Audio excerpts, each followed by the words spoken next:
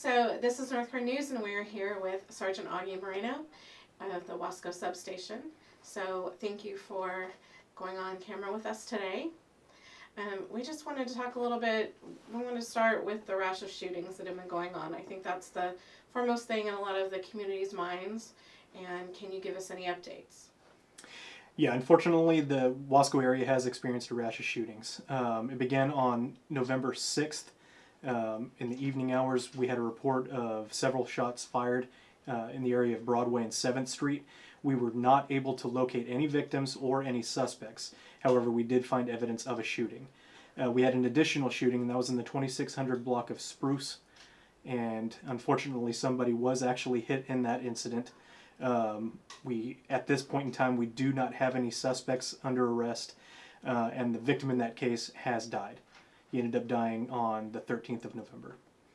On the 11th of November, we had two additional shootings, actually only within 10 minutes of each other.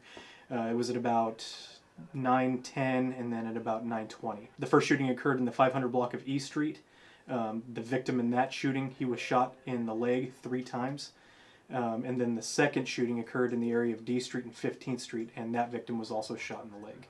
We do actually have several leads that we are following up on that are hopefully going to lead to solid arrests.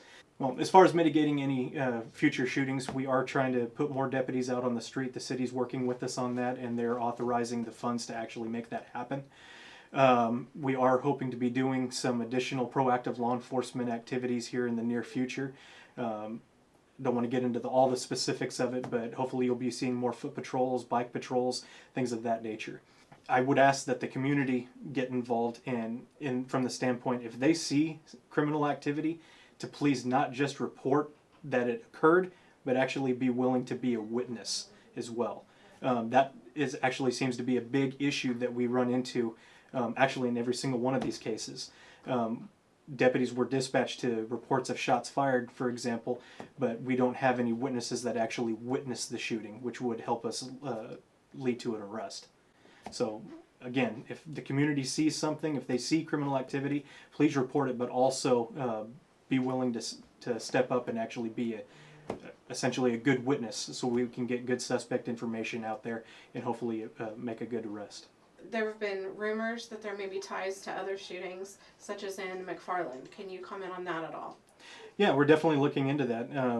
I saw a report just over the weekend about a shooting. I believe it was a homicide in McFarland. Our detectives are actually going to be getting in touch with McFarland PD detectives tomorrow and sharing information to see if there's anything that could link the two, link their shooting with any of ours. We're going to work in partnership with the other outlying agencies and see if they have any information that could help us with solve our cases, or vice versa. And as far as any of the 4 shootings that occurred here in Wasco, at this point in time, I don't have any definitive evidence that suggests that they are for certain linked in any way, but we are definitely looking into that. Since these shootings, deputies have been a lot more vigilant. They've been out there conducting a lot of stops, and hopefully that are going to be leading to solid information that are hopefully going to help us solve these crimes.